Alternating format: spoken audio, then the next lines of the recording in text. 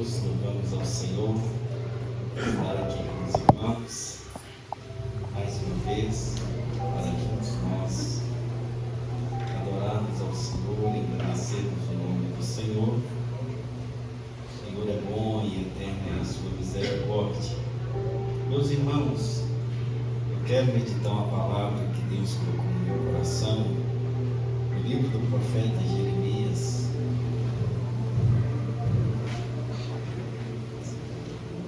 capítulo de número 29.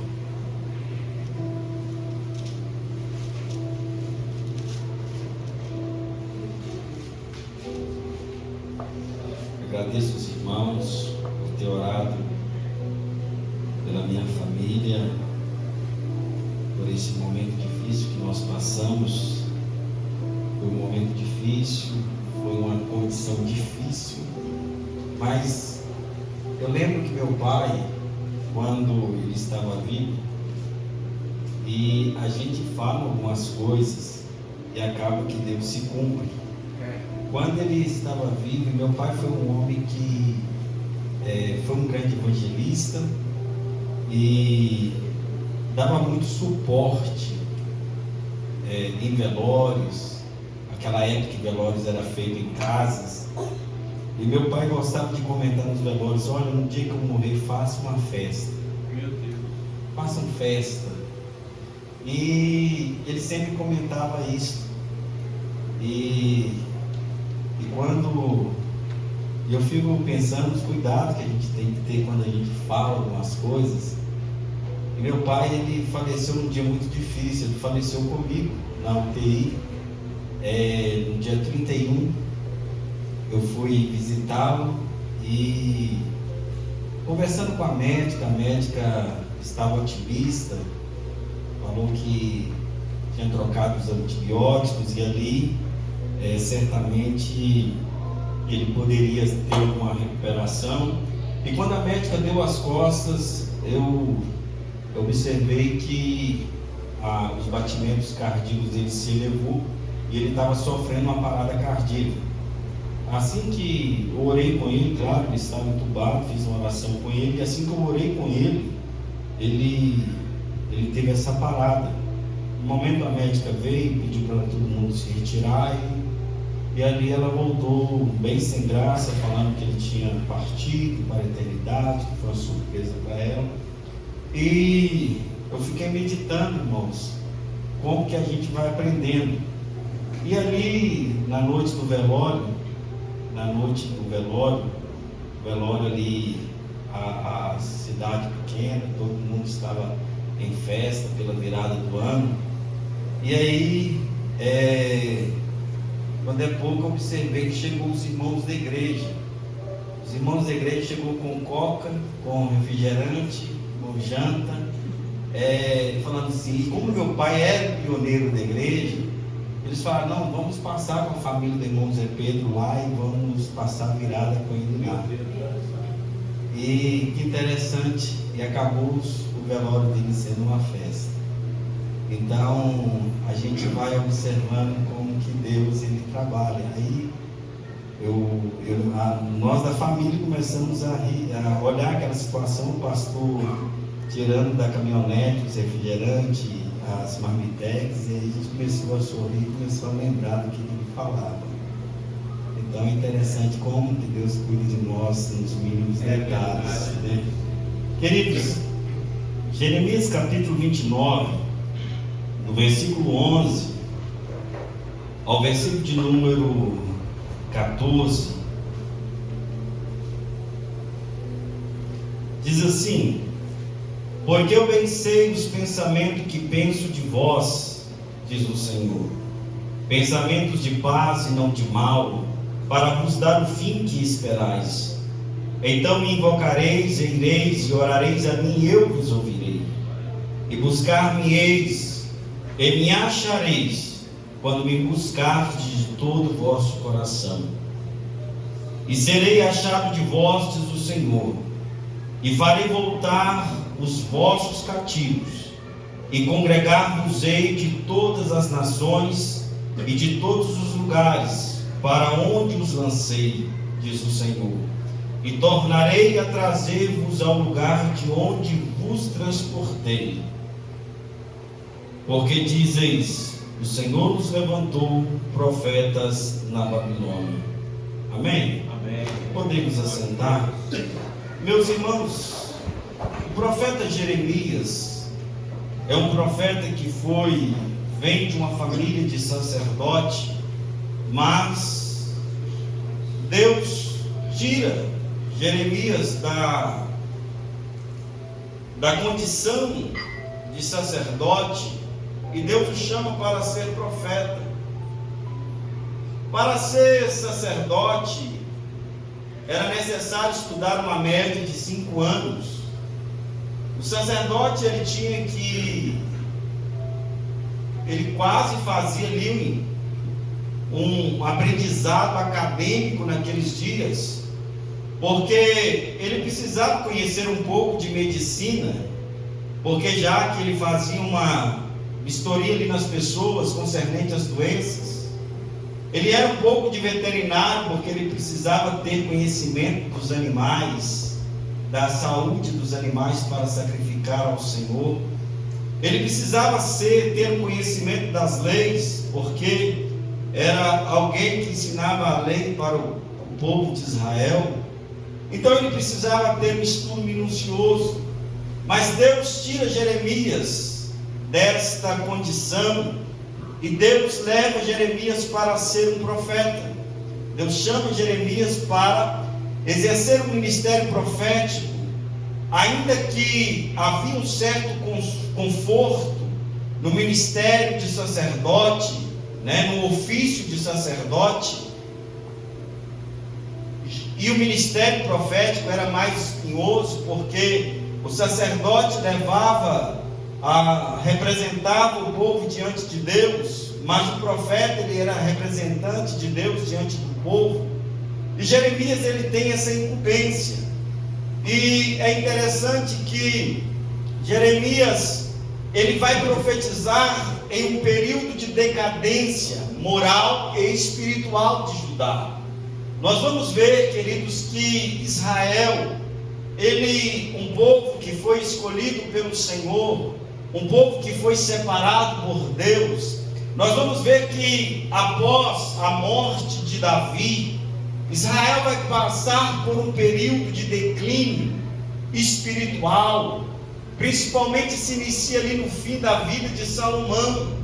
Nós vamos ver que após a morte de Salomão, o reino de Israel, as 12 tribos são divididas, 10 tribos ao norte, 2 tribos ao sul, 10 tribos que era ali dentro dos territórios de Efraim, as 2 tribos que eram Judá e Benjamim. Nós vamos ver que há uma decadência, há uma condição de descontrole dentro de Judá e dentro de Israel.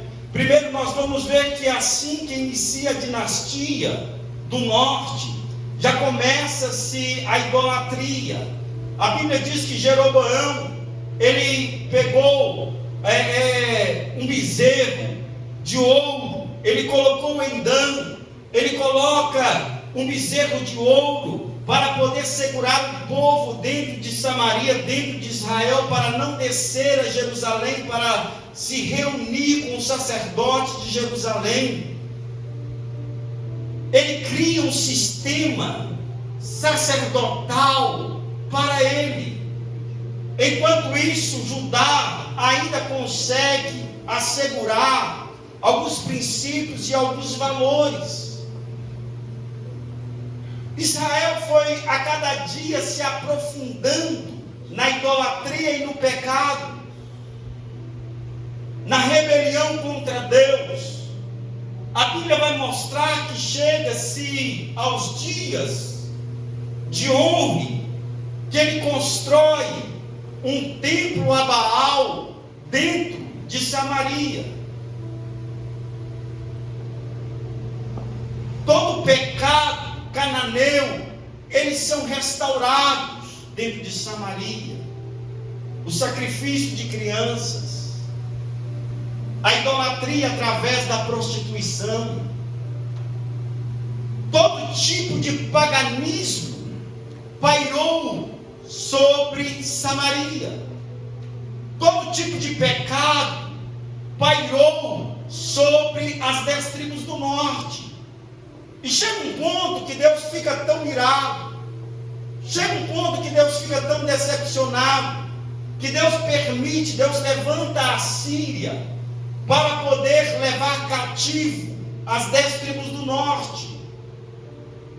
No reinado de Oséias, e cerca de 4 a 5 milhões de pessoas são levados para o cativo, e muitos desses não voltaram dentro do período bíblico, se perderam, porque Deus estava irado, porque a Bíblia diz que Israel, eles seguiam-se os pecados de Jeroboão. Jeroboão inaugurou uma vida pecaminosa dentro da dinastia judaica, dentro da dinastia das tribos do norte, e ela foi postergando. Não houve arrependimento. Deus chega a usar o profeta Oséias. Deus usa o casamento de Oséias para simular o distanciamento das 10 tribos do norte. Mas chega a um ponto que eles são levados para o cativo, para o cativeiro assírio. A Bíblia vai nos mostrar que Deus continuava trabalhando na vida das 2 tribos ao sul, que eram Judá e Benjamim. Porém, aos poucos essas tribos também elas vão se entregando para o pecado. Aos poucos eles vão copiando as mesmas idolatrias, o mesmo paganismo que havia dentro dos territórios de Efraim. Eles vão seguindo as suas orientações carnais, os seus desejos pecaminosos. A Bíblia vai mostrar que o período mais escuro, os dias de mais densas trevas espirituais, foi dentro do reinado de Manassés, quando Manassés, ele ordena que todas as cópias da lei fossem queimadas. Ele ordena que todas as cópias da lei fossem destruídas. Aparece alguém guiado por Deus, que pegou uma das cópias e escondeu dentro do templo. A Bíblia diz que Manassés, ele leva os seus próprios filhos aos sacrifícios para cultuar ao deus Moloque. É nesse tempo que Deus levanta o profeta Jeremias, e Jeremias se coloca à porta do templo para convidar Judá a arrepender de seus pecados, a renunciar aos seus pecados. Ainda que venha o reinado de Josias, ainda que Josias ele faz uma reforma, ainda que Josias faz um avivamento, mas o avivamento não foi suficiente para acabar com a idolatria de Judá. Ainda que trouxe a cópia da lei, ainda que ensinou aquelas próximas gerações, ainda que Ilquias ele trouxe um livro e leu diante do povo, o povo chorou, mas só que não foi suficiente para matarem as ervas daninhas que consumia a vida espiritual daquele povo. E o profeta Jeremias ele entra em cena para convidar Judá a voltar-se para Deus, a arrepender de seus pecados. Deus ele estava, é interessante isso aqui, irmãos, Deus ele estava preparando a Babilônia. Deus havia permitido que a Babilônia destruísse a poderosa Síria, invadisse Nínive, destruísse a poderosa cidade de Nínive, destruísse completamente aquele reino, e agora estava surgindo este povo, estava surgindo o povo caldeu, e Deus agora no capítulo 27, Deus usa o profeta Jeremias assim, que era para Jeremias colocar um jugo de madeira sobre seu pescoço. É interessante que nesse momento está reunido em Jerusalém os diplomatas de Edom, os diplomatas de Moabe, de Amon, eles estão reunidos, os diplomatas de Tiro, eles estão reunidos em Jerusalém, porque eles sabem que a Babilônia ela está surgindo no horizonte, eles estão se levantando para poder dominar a terra. E Deus agora,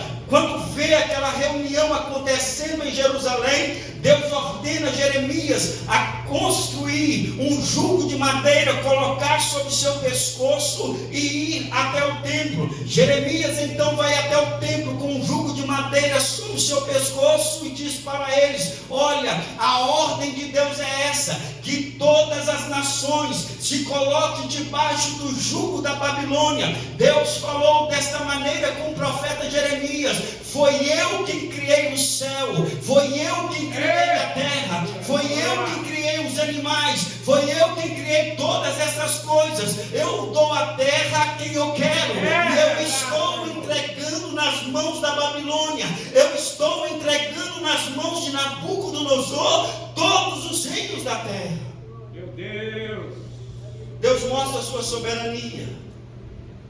Deus fala com eles: olha, quem não subjugar a Babilônia vai ser visitado com a peste. Quem não se subjugar a Babilônia vai enfrentar a guerra. Quem não se subjugar a Babilônia vai enfrentar a destruição.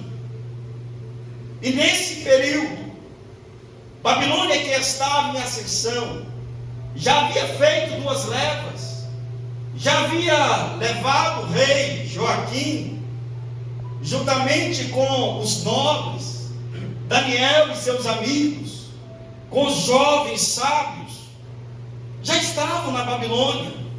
Já havia acontecido uma segunda leva, em que o rei Joaquim também havia sido levado com 10.000 homens, mas eles estavam se preparando para se rebelar contra Nabucodonosor. Até o profeta Abacuque, ele fica espantado quando ele soube. E Abacuque, ele é diferente de todos os profetas, porque o profeta, ele fala com o povo. Abacuque é o profeta que fala com Deus. Abacuque, ele sobe na torre da vigia quando ele sabe que a Babilônia que estava surgindo antes das invasões. Abacuque fala com Deus: Senhor, o Senhor está usando logo a Babilônia, um povo cruel, um povo hostil. E Deus vai se revelando a Abacuque sobre os seus planos.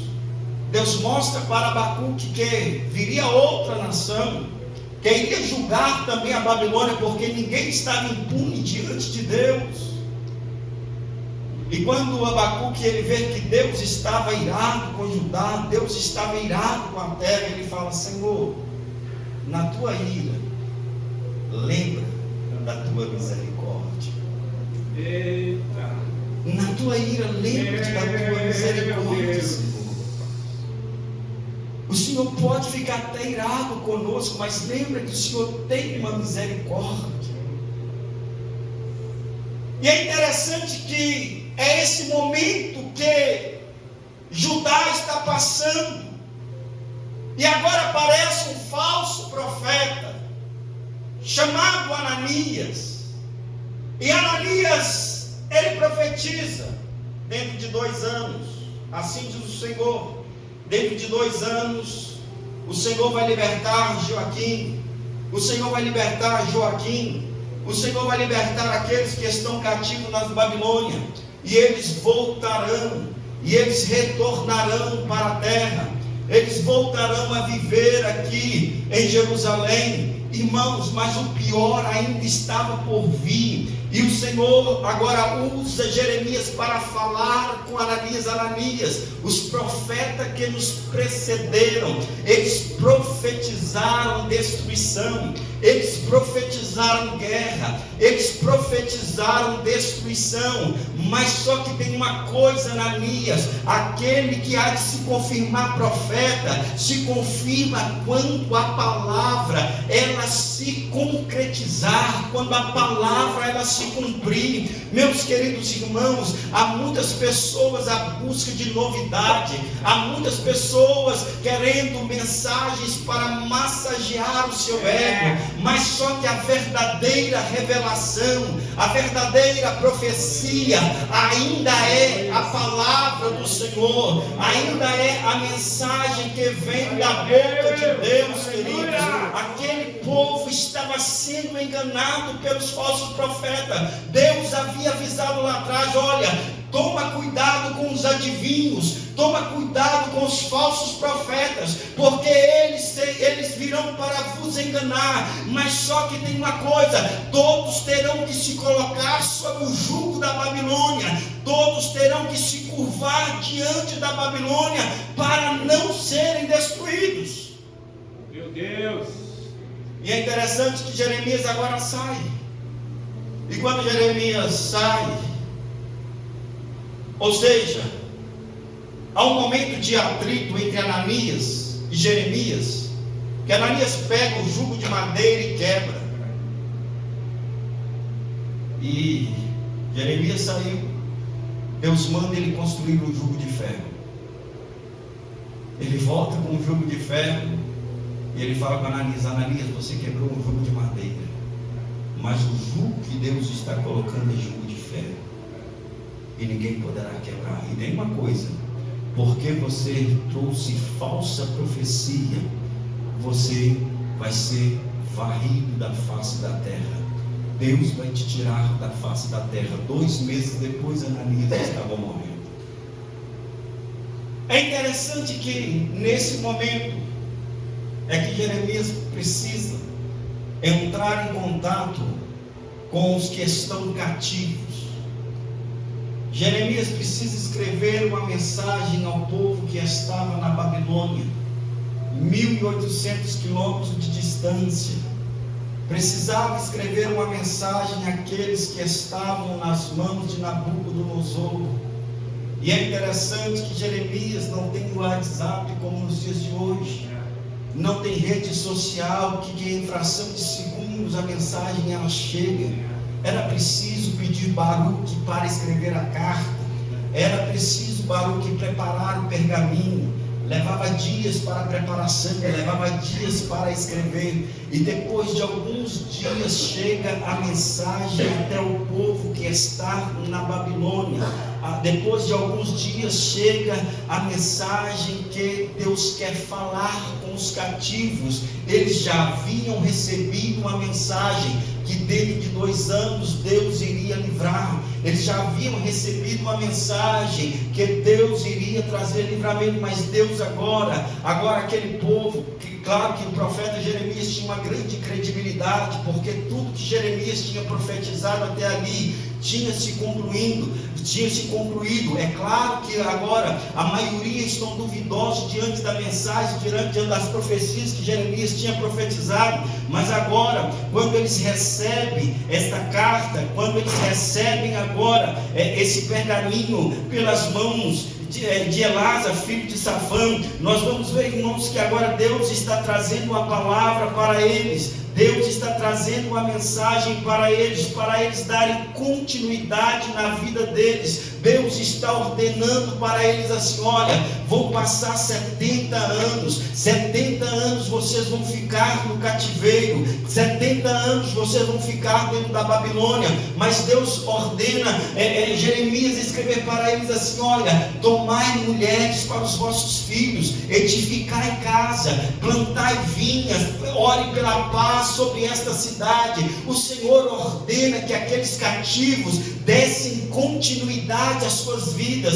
que eles não permitissem que as aflições, que eles não permitissem que aquele momento de tribulação viesse atrofiarem as suas vidas. Deus estava dizendo para eles: continuem a plantar, continuem a ter filhos, continuem a edificar, continuem a construir, porque depois de passar 70 anos, eu vou reunir vocês novamente. Irmãos, a mensagem que Deus está mandando para Israel, eu entendo que esta palavra se dirige a Israel naquele momento. Eu entendo que a palavra ela é escrita especificamente para o povo, principalmente que esta palavra ela começa a se cumprir depois que o povo volta para o cativeiro, depois do ano de 1948, quando a ONU se reúne para que pudesse restaurar a pátria de Israel. Ali se voltaram para reconhecer Israel como uma nação. Ali se conclui esta profecia, mas isso não me impede de eu aplicar esta palavra à igreja do Senhor que está nos dias de hoje, dizendo que nós não podemos permitir que as tribulações elas nos paralisem, que as tribulações elas venham nos atrofiar. Bendito seja o teu nome, Senhor. Continue. Aleluia. Tenham filhos, edificam. Aleluia. Tenham netos. Eita. Quantas pessoas, irmãos, que a dor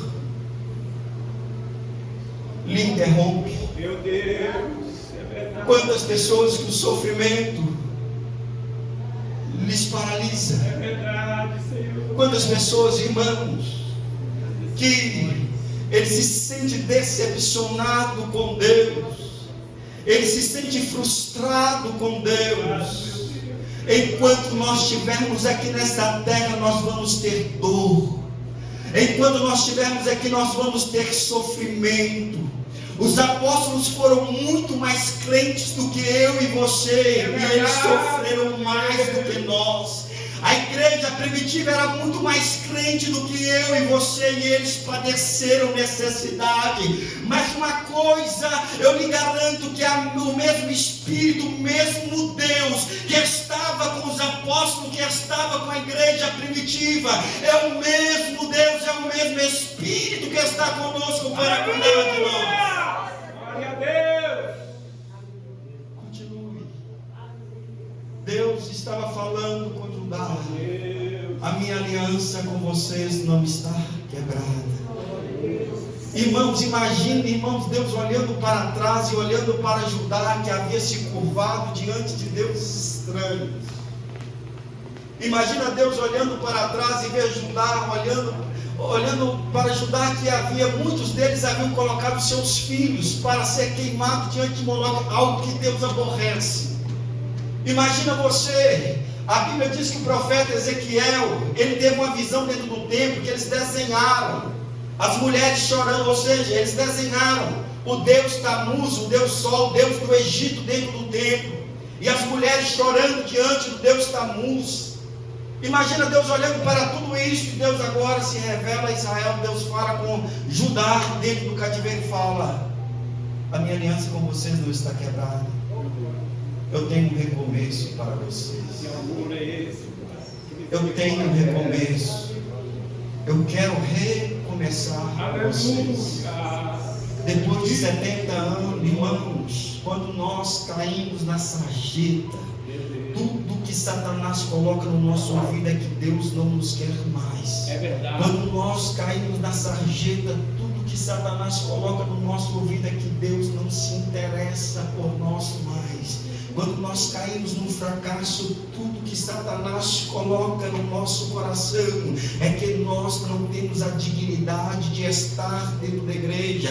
Mas eu quero dizer para você que Deus, ele tem um recomeço. Quando Davi, ele pecou contra o Senhor, olha aqui como era o pecado de Davi. Davi, ele pegou ali uma mulher que estava se banhando, cuidando dando-se na sua casa. Davi prostituiu com aquela mulher. Depois Davi manda buscar o seu marido no campo de guerra. Davi querendo esconder o seu pecado, querendo esconder a sua vida pecaminosa. Ele embebedou aquele homem para tentar, para ver se ele deitava com Betseba e escondesse o seu pecado. Primeiro, depois ele leva aquele homem a uma condição em que ele pudesse ir para casa e ele viesse a deitar com Betseba. Davi arruma toda uma maracutaia para poder esconder os seus delitos. Davi tenta esconder de todas as formas. Por fim, quando Davi não consegue, Davi manda uma carta para Joabe na mão daquele homem.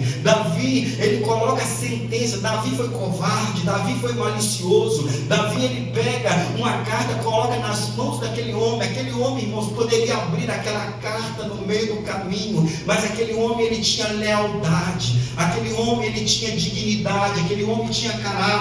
Urias era um homem de caráter. Ele não abriu a carta. Se ele abrisse aquela carta, poderia livrar a sua vida, e ali estava a sua condenação, ali estava a sua sentença. Estava escrito assim para Joabe: Joabe, coloca Urias na fileira mais violenta, coloca ele como o primeiro para sofrer o combate e morrer no campo de guerra. Quando chegou, quando estava concluído, quando tudo aconteceu, Joabe havia mandado notícia para Davi que Urias estava morto. Davi, ele se debocha, Davi se alegra. É isso mesmo que acontece no campo de batalha. Campo de batalha, as pessoas morrem mesmo, mas não, era covardia. Davi tenta esconder o seu pecado, mas mesmo assim Deus ofereceu um recomeço para Davi. Quando Davi se arrepende, quando Davi, ele fala com Deus: Senhor, não tira de mim a tua presença, Senhor,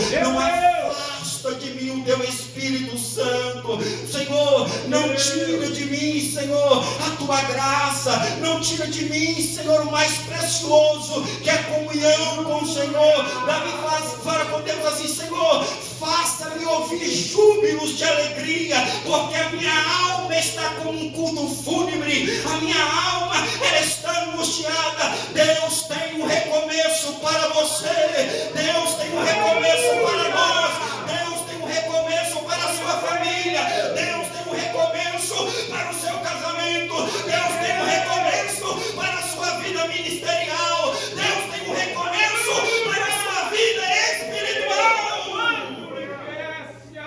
Aleluia! Obrigado, Senhor. Mas Deus é exigente. Aleluia! Ainda que Deus, ele tem um recomeço.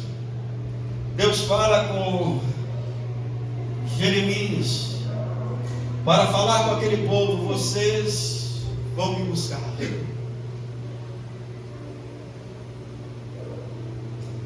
Vocês vão me buscar e vocês vão me encontrar. E quando Deus fala que vocês vão me encontrar, Deus coloca uma palavra que muda todo o contexto. Deus coloca quando. Quando é uma condição. Deus está falando: não vou aceitar vocês como nos dias de Elias. Eu não vou aceitar vocês pela metade. Não vou aceitar vocês como nos dias de Elias, que Elias precisou subir no monte e perguntar a vocês até quando vocês irão ficar entre dois pensamentos, até quando vocês vão ficar divididos. Mas quando vocês me buscarem de todo o vosso coração, eu serei achado de vós. Aleluia! Vocês vão me encontrar. Glória a Jesus. Quando vocês tiverem disposição para me servir, quando vocês tiverem disposição para se entregar a mim. E quando, irmão, nós falamos de disposição para servir a Deus, ela envolve três coisas. Ela envolve temor a Deus, ela envolve amor a Deus e ela envolve a sede de Deus. Quando fala-se de temor a Deus, nós vivemos em um tempo em que poucas pessoas compreendem o que é temor a Deus. O temor a Deus não é ter medo de Deus como Adão teve no jardim do Éden, como teve quando Deus apareceu após o seu pecado. Não é aquele temor a Deus que Israel teve quando Moisés sobe no Monte Sinai e o povo tinha medo de se aproximar do monte. O temor a Deus, ele se fala de reverência, ele fala de respeito.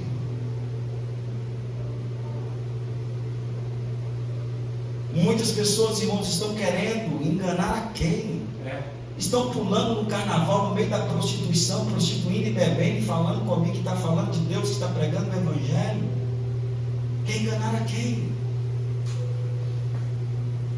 A Bíblia diz que Isaías, quando ele viu a glória do Senhor, ele disse: ai de mim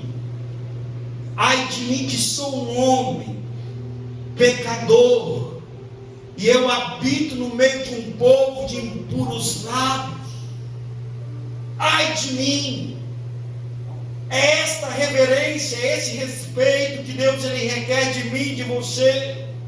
A nossa entrega, ela começa com o temor a Deus. A Bíblia diz que o temor a Deus, ele é o princípio da sabedoria. Pedro, quando Jesus o ordena a lançar-se às águas profundas, Pedro viu algo que quando ele volta, ele fala: Senhor, afasta-te de mim, porque eu sou um homem pecador. Quanto mais temor a Deus, quanto mais indigno eu sinto de estar na presença de Deus, mais eu vou ter desejo de estar na presença de Deus. Mais próximo eu vou estar do Senhor. Irmão, nós precisamos compreender que o nosso Deus, Ele é um Deus que se relaciona conosco. Nós precisamos compreender que Deus, Ele é um Deus que quer ter intimidade conosco, mas Ele é um Deus que Ele requer reverência de nós. Ele é um Deus que requer o respeito de nós. A segunda característica dessa entrega a Deus é o nosso amor a Deus. Nós amamos a Deus não por nossa iniciativa, nós amamos a Deus porque Deus, Ele é amor. Deus, Ele não tem amor, Deus, Ele é amor. Nós amamos a Deus porque Ele amou-nos de tal maneira que diz o apóstolo Paulo que o seu amor nos constrange. Quando nós estamos dentro desta casa, nós nos colocamos diante do espelho, nós vemos as nossas falhas e as nossas fraquezas, nós compreendemos que nós não somos dignos de estar diante de um Deus tão grande e diante de um Deus poderoso. Estudamos pela manhã, pela lição, Paulo diz assim: que haja em vós o mesmo sentimento que houve em Cristo Jesus, que não teve por usurpação de ser igual a Deus. Aleluia! Ele não abriu mão da sua divindade, mas Ele abriu mão de seus direitos para nos dar o direito de vida eterna. Aleluia! É por isso que nós o amamos. É por isso, irmãos, que nós estamos aqui nesta noite. Estamos aqui não porque que nós somos melhores do que alguém, é porque o temor a Deus está implantado no nosso coração, e o amor a Deus também, ele está arraigado na nossa alma. Quando eu tenho o temor a Deus, o amor a Deus, ele gera em nós sede de Deus. E quando eu tenho sede de Deus, a gente expressa, como o salmista no Salmo 42, assim como o cervo, a corça ela brama por águas correntes, assim eu tenho sede de Ti, ó Deus. Aleluia. Você ainda tem sede da presença de Deus? Oh, aleluia, aleluia. Vocês vão me encontrar quando vocês me entregarem sem parcialidade. Vocês vão me encontrar quando vocês terem disposição de me servir. Oh, irmãos, se nós começássemos a entender o que é conhecer a Deus, seria diferente. Você sabe qual que é o problema da igreja no século 21? Nós colocamos no nosso coração que o capitalismo atual, ele resolve todas as coisas. Nós colocamos no nosso entendimento que você ter um bom convênio vai te dar um bom conforto, quando nós compreendemos, quando nós, se formos analisar biblicamente, que se nós tivermos uma comunhão profunda com Deus, nem do convênio nós vamos precisar. Irmãos queridos, às vezes nós nos apegamos no capitalismo e nós pensamos que o dinheiro resolve todas as coisas, querido. Não, na verdade nós precisamos da presença do Espírito Santo na nossa vida. Aqueles discípulos, quando eles estavam preocupados que Jesus estava por voltar para o Pai, que Jesus ele iria morrer, iria voltar para os céus, aqueles discípulos não falam: Senhor, eu preciso reabrir a minha empresa, eu preciso reabrir a minha empresa de pesca, eu preciso saber como que eu vou ganhar o meu pão, eu preciso saber como que vai ser o meu sustento daqui para frente, porque até aqui tudo bem que o Senhor multiplicava pão, seus amigos lhe davam casa, mas só que daqui para frente nós não teremos nada disso. Mas diz a Bíblia, irmãos, que Jesus fala para eles: olha, eu estou indo para o Pai, mas rogarei ao Pai, e Ele vos enviará outro Consolador, que ficará convosco para sempre. Irmãos queridos, eu quero te colocar uma coisa na sua consciência: existem coisas que o dinheiro não resolve, existem coisas, é claro que nós, aqui dentro da estrutura humana, como o pastor disse aqui, nós precisamos da contribuição dos irmãos, mas existem coisas na nossa vida que o dinheiro não resolve. Me deixa eu te dizer uma coisa: sem a presença do Espírito Santo, a nossa viagem ela é cansativa. Aleluia, aleluia. Nós não conseguimos arrancar do nosso lugar sem a presença do Espírito Santo de Deus na nossa vida.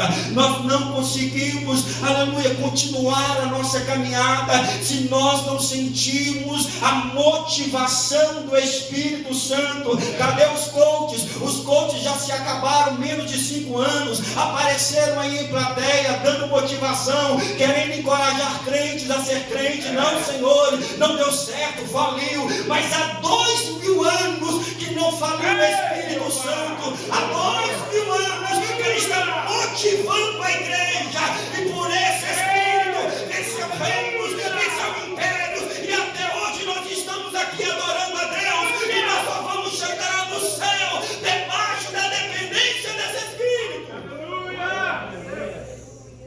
Glória a A Deus! viagem é cansativa sem Ele. É verdade, Senhor.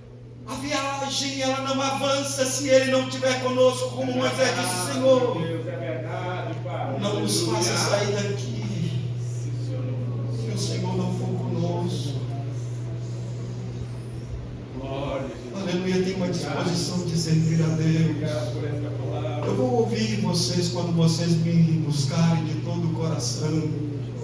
Oh, aleluia. Aleluia. Deixa eu dizer uma coisa. Eu vi uma frase hoje que eu achei interessante: não existe reembolso de tempo.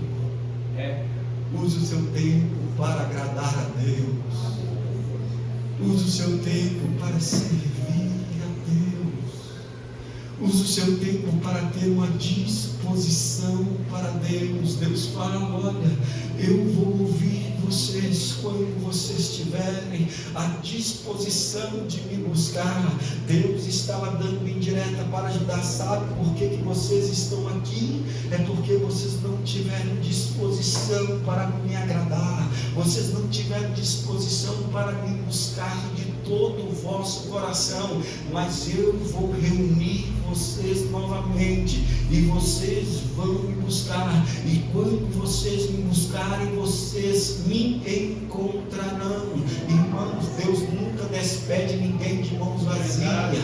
Tenha certeza de uma uma coisa: quando você tiver a disposição para poder servir a Deus, Deus vai te recompensar, Deus vai te trazer a retribuição, Deus vai te trazer a retribuição. Se buscar o Senhor de todo o vosso coração, de todo o vosso entendimento, Deus não quer que nós dividimos a nossa alma com o mundo. Há um momento que nós estamos mudando, há um momento que nós somos crentes, há um momento que nós estamos em comunhão com Deus, há outro momento que nós estamos em comunhão com o mundo. Deus não deseja essa bagunça na nossa vida.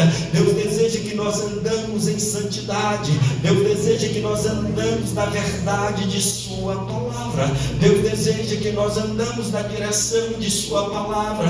Tenha disposição de servir a Deus. Há muitos que vão perdendo com o passar da vida cristã, vão perdendo a admiração pelas coisas celestiais, vão perdendo admiração por aquilo que é espiritual, aquilo que é passageiro, aquilo que é terreno vai se tornando mais importante. Paulo, ele escreve aos Filipenses dizendo: olha, uma coisa eu faço, eu vou deixando as coisas que para trás ficam e eu vou avançando para que estão diante de mim. Paulo diz: não que eu tenha alcançado alguma coisa. Irmãos, ponha na sua mentalidade: nós ainda não alcançamos nada que devemos conquistar. Tudo bem que Cristo morreu por nós, tudo bem que nós temos esperança de vida eterna, mas nós precisamos cruzar a linha de chegada, nós precisamos estar com Ele para sempre. Eu queria que você se colocasse de pé, e eu quero fazer uma oração com você para devolver a palavra ao nosso pastor. Aleluias. Tenha disposição de servir a Deus. Irmãos, quantas pessoas, irmãos, que pensam que está enrolando a Deus? Ele passa um ano na igreja sem tomar Santa Ceia. Pastor, depois resolve isso. Com a eternidade não se brinca. Pastor, daqui uns dias eu resolvo isso. Pastor, daqui a pouco eu vou resolver essa situação. Resolva hoje. Aleluia. Resolva agora. Tenha disposição para servir a Deus. Deus é o bem mais precioso que nós temos. O salmista disse: Senhor, eu não tenho outro bem além de ti. Senhor, eu não tenho outro bem além do Senhor. Tudo que eu tenho é a sua presença. Tudo que eu tenho é a sua glória na minha vida. Oh, meu Deus. Tudo que eu tenho, Senhor, é a minha comunhão com o Senhor. É verdade. Aleluias. Tenha disposição.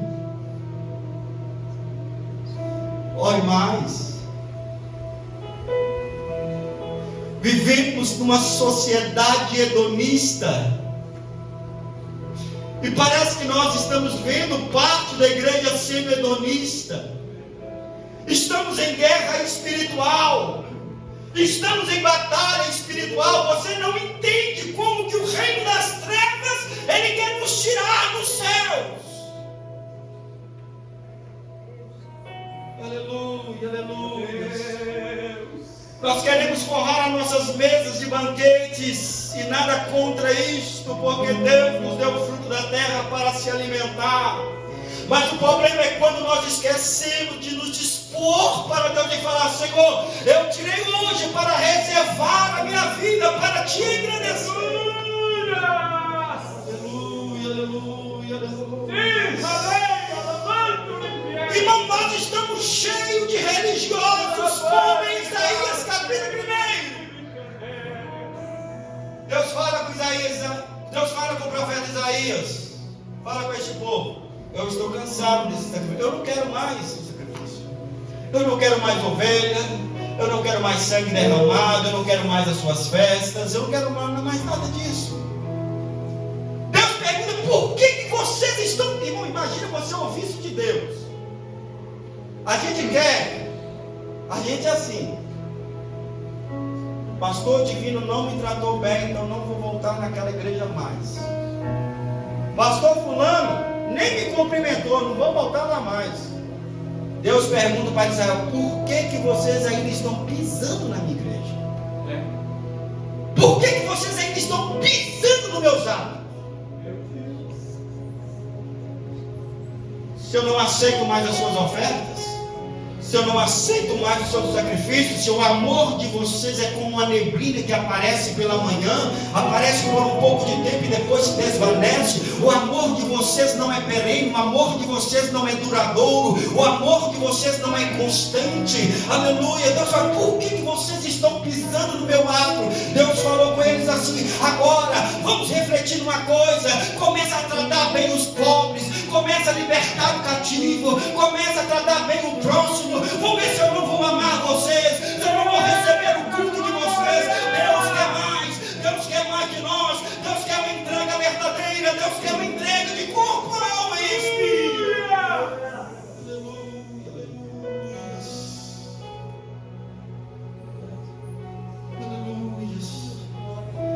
Seu coração está disposto para Deus? Levante a sua mão comigo. Feche seus olhos.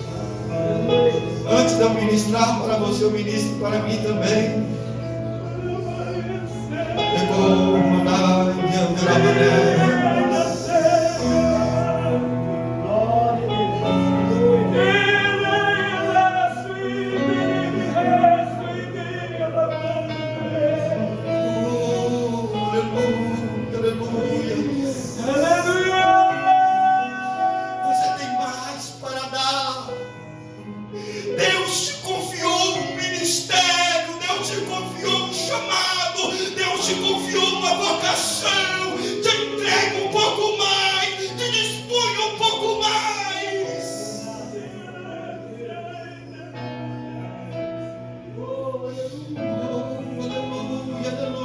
Permita que o Espírito Santo trabalhe no teu coração nesta noite.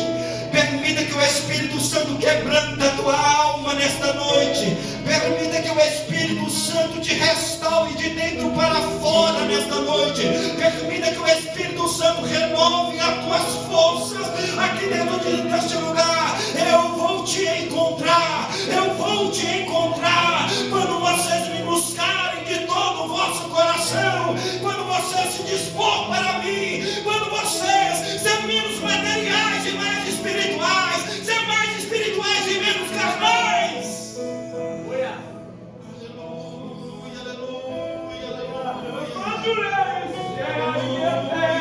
aleluia,